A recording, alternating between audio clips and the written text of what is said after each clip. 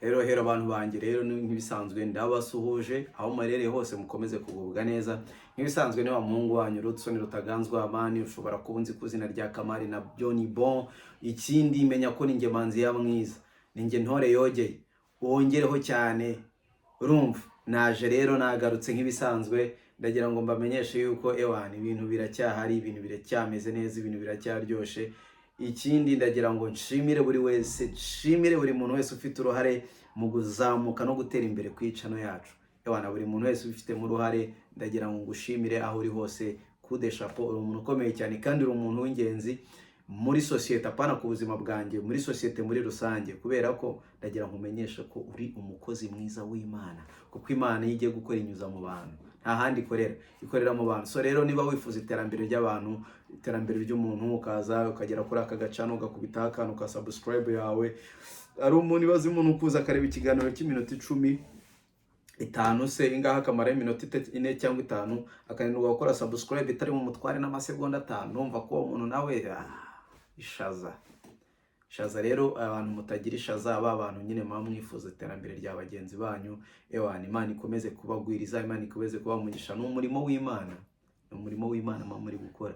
Nawe rero utarakora subscribe, ndagira nkubwire yuko aka kanya Imana yakugira igikoresho, aka kanya Imana yagukoresha akazi kayo, ugakora subscribe kuri channel yacu, tugakomeza tukenjoyinga, tugakomeza tukaryoherwa n'ubuzima hamwe na Rutaganzwa Rutson Amani hano kuri The Link Up Show. Ndagira ngo mumenyeshe ko mbafite ibintu byinshi cyane, agakangara karacyuzuye, nta kintu ndakuramo. Ubu ngubu nta kintu ndakuramo.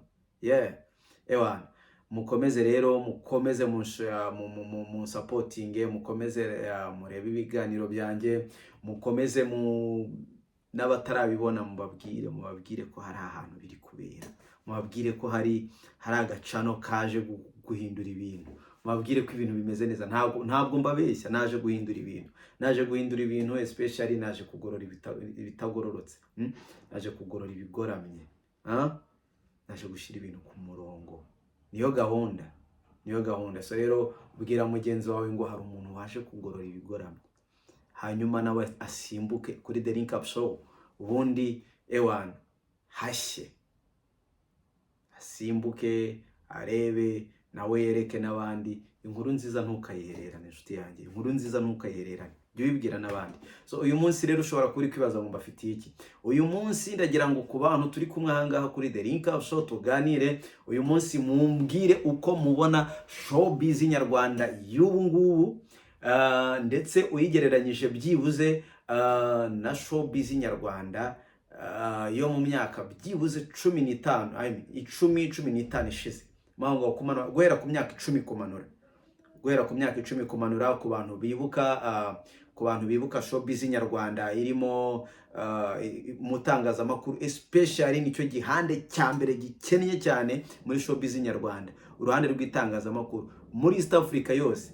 Showbiz nyarwanda ni gifite ubukene bw'itangazamakuru muri showbiz muri East Africa yose abanyarwanda nibo ba mbere bakennye itangazamakuru muri showbiz. Abantu umpakanya nawe ambwire, kandi wo tubyemeranya nawe wandika aho ngaho, nkuko nababwiye agasanduku k'ibitekerezo gahora gafunguye aho ngaho, mushyiremo ibitekerezo byanyu. Shaka nakita agasanduku k'iposta ntabiba birenze, mushyiremo ibitekerezo byanyu muri ako gasanduku. Commentaire zanyu zirakenewe, muze gushyiramo commentaire mumbwire niba twemeranya cyangwa se niba tutemeranya, naho mpe facts zawe. Ariko ngenda abwira abantu bashobora kuba bazi entertainment ikirimo abantu nka ba Arisudi, bro Arisudi bakoze ibintu, bari abajama bakoraga itangazamakuru rinoze rikeye, bagakora kumva entertainment iraryoshye, ukumva bari gutanga amakuru ameze neza.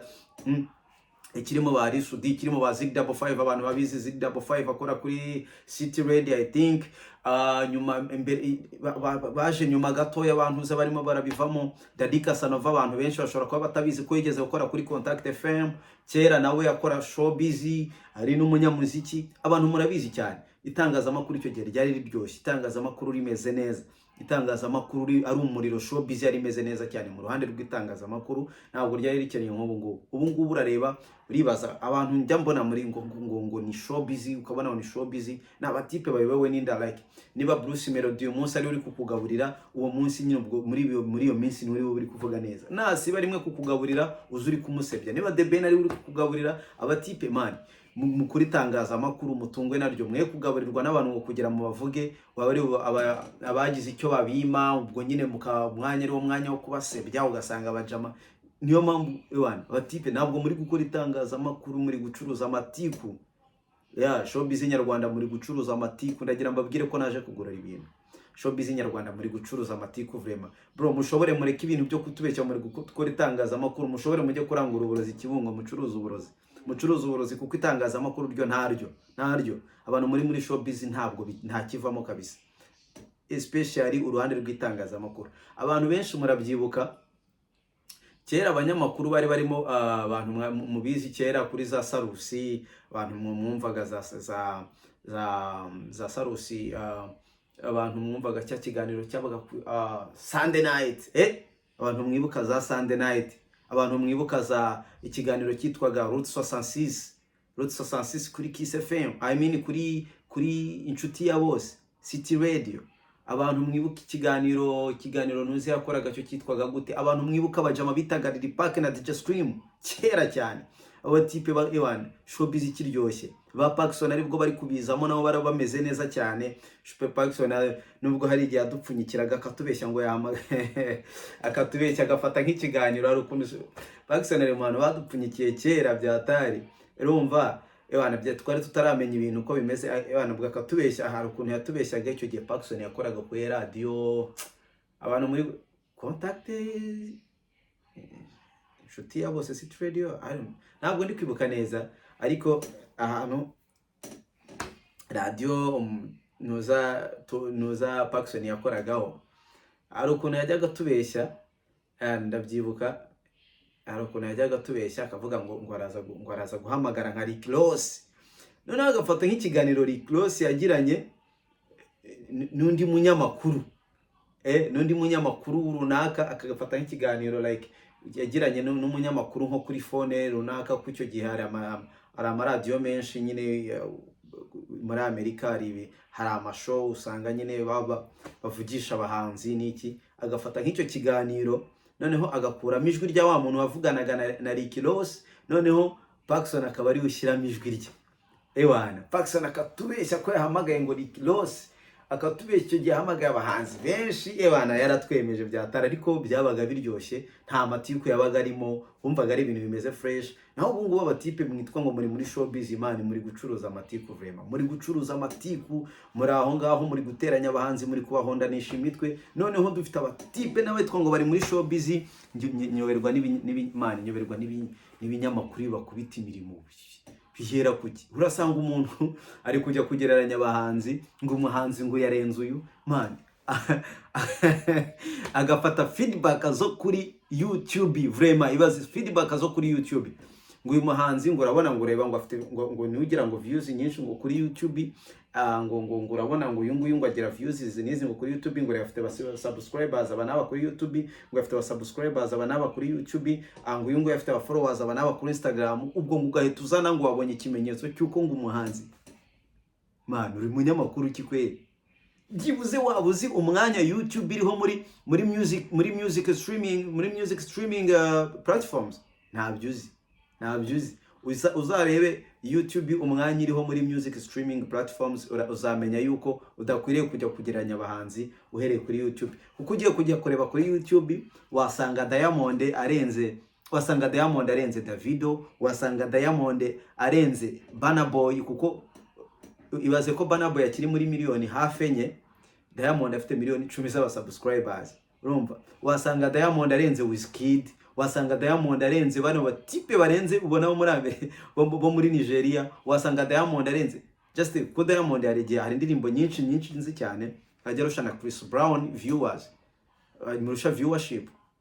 Ubwo nyine ubwo ugahita uvuga ati Diamond ararenze, ati Diamond uziko arenze Chris Brown, uziko Diamond arenze Burna Boy. Abatipe ari gukora itangazamakuru muri showbiz nyarwanda, muri kumfunyikira nta kibarimo, nta kibarimo kabisa, wapi nta kibarimo. So rero especially itangazamakuru muri showbiz nyarwanda, mufate imirongo mizima. Noneho kumenyera gucuruza amatiku ni nabyo mumaze kurema mu bakiriya banyu, ababumva abanyarwanda bose. Nyine ikintu kimaze kubokama nyine n'ukumva amatiku. Yo nta matiku yabonetse muri industry, nta matiku yabonetse muri showbiz, ibintu biba byazambye, kubera ko nyine niwo murongo mwamaze kubaha batipe. Niba mudashoboye gukora showbiz nzima, mutanga amakuru mazima, muvemo mujye kurangura uburozi Kibungo, mucuruze, kuko n'ubundi byo muri gucuruza ni amatiku, ni inzangano muri kurema mu bantu. Mushobore mujye kurangura uburozi Kibungo, muze mucuruza uburozi bro, mureke kubeshya abantu ko muri gukora showbiz. No, ibyo nuko abajama nk'abasa, abatipe nk'abagasuku. Ubwo Gasuku wamuhaye 300, ubwo munsi niba bari gusingiza, nihaza ari kuramya. Ubwo niba ari Bruce Melody, niba ari The Ben, niba ari buza ari abatipe muyobowe n'inda man. No, mukoresha showbiz ikeye man, ikeye. Mu bihe byashize umuntu bitaga Descartes, mu myaka yashize Descartes yigeze kugerageza gukora itangazamakuru rifatika, ariko nawe amaze kubi ikintu ntazi kabisa. Nawe abatipe yamaze kumwanduza nawe. Ubu nawe nyine igishifu yagishyize imbere, no kuvuga ngo nawe nyine avuga uwamugaburiye, navuga uwamugaburiye, avuga uwamwambitse, avuga uwamushyize mu kanwa. Nawe abatipe bamaze kwica ikibuga kabisa. Ikibuga bamaze kukizambya, ikibuga bamaze kukizambya. Ndagira ngo musubire mu bihe byashize. Abo batipe nababwiye, murebe bantuze bakiri mu tangazamakuru, ba Sudi, mureba batipe nk'aba Sudi yari yakoranaga nande. Harabamo abatipe benshi, abatipe ba MC Mande, umuntu wibuka umujyama bitaga MC Mande, nawe I think ko yakoraga kuri Radio DC, nawe yari muri showbiz. Mwibuka abatipe bitaga bari Park, ba DJ Scream. Mwibuke umujyama bitaga ntuze, uyu mujyama bitaga DJ Adams, yarabirimo neza. Nubwo yazaga acyaha abanyamuziki nyarwanda, ariko ntabwo kwabaga ari ukubanga, ko ari ukugira bakora ibintu bizima, ko ari ukugira batangire bakora umwimerere w'injyana yabo. Kandi bisa naho byabonye umurongo. Abanyarwanda basa naho bafite umuziki cyangwa se injyana bavuga ko yihariye, bisa naho byabonye umurongo. Ba Paxson bari kuza muri industry. Murebe man, murebe musubire inyuma, murebe ukuntu itangazamakuru ryakorwaga, murebe ukuntu showbiz yakorwaga, murebe ukuntu paparazzi yagendaga ku cyo gihe. Ibintu byari bihari man, abanyamakuru bazima bari bahari. So rero abantu mwitwa ko muri mu gisata cy'itangazamakuru, muri showbiz nyarwanda, ubwo ngende kuvuga itangazamakuru, ndi kuvuga irikora ibijyanye na showbiz, kuvuga irikora ibijyanye na showbiz, kuko ibindi ntabwo ndi concentrated cyane, ariko ndi kuvuga ibijyanye na showbiz. Abantu rero mwitwa ko muri mu gihande cya showbiz, mukora itangazamakuru rya showbiz man, musubire inyuma, murebe ukuntu ababanjirize bakoraga ibintu bifite karite, bakoraga ibintu nyine ukabona ko ari showbiz, ukabona nyine ko ukabona ibintu biraryoshye man. Mureke mukura amatiku mu bintu, mureke guhondanisha imitwe abahanzi. Muraza uri guhondanisha imitwe The Ben na Bruce Melody, ari abahanzi bakaba bari gukorana, ariko mwamaze kubarema mu urwango. Muri kuza n'abapeti bari kwizamukira, nabo batangiye kuzamuka. Iyo watangiye guhanganisha abantu, uyu n'uyu ninde urenze, abafana nabo bakajyaho bagatora, bamwe bagatonganira mu makomanteri. Abahanzi noneho birangira mani mutangiye kubarema mu urwango. Muri kurema urwango mu bahanzi, muri kurema ibice mu muziki nyarwanda. Kandi ibyo bintu birapfuye bro, birapfuye. Iryo hangana muri kurema competition nziza, ariko competition mwamaze kurema mu urwango. Iyo competition iri kubyara n'amashyara, ari gutangira kumva bamwe umwe yumva n'undi yagirira n'undi nabi tu. So izo competition rero, competition ni fresh, ariko uko guhanganisha abantu muri kubarema mu urwango, mu bigabanye. Nsigaye abajama ngo naba influencer, ukabona nitwo tuntu uri kuza postinga ngo ifoto ya kanaka, ngo uyu ninde urenze undi. Ngo ntabwo dukeneye kumenya urenze undi, ngo uyu n'uyu bakoranye indirimbo ngo niyihe yatwika, ahubwo nibazikorane, hanyuma uzuri kuzigereranya zasohotse. Twebwe tuvuga ati indirimbire wigereranya ibitaraba, ngo uyu n'uyu ngo bakoranye indirimbo.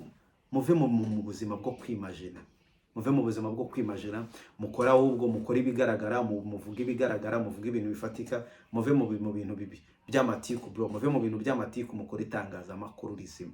Uyu munsi rero gahunda kwa rugucyaha no gukebura itangazamakuru mu ruhande rwa showbiz nyarwanda.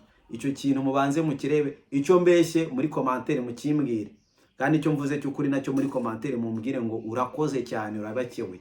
Ikindi ewana, umuntu uzi ko akora itangazamakuru muri rya showbiz mu sharing urumva, utu tuvideo munadufate mudushyire ku ma Instagram yanyu, mufate utuntu tw'utuvideo kumwe mufata mushyire ku ma Instagram, aba type babone yuko ibintu barimo kubyica, babone ko tunarambiye no kubona bakomeza kuzambya ikibuga, barekera aho kwica ikibuga kabisa. So rero murakoze cyane abantu banje bano mu nyumva bakunda, kandi muri ewana abantu mufana showbiz nyarwanda, mureke gukomeza kwitangaza amakuru rimaze kuzamba. Rero namwe mureke gukomeza gutuma ribazambya.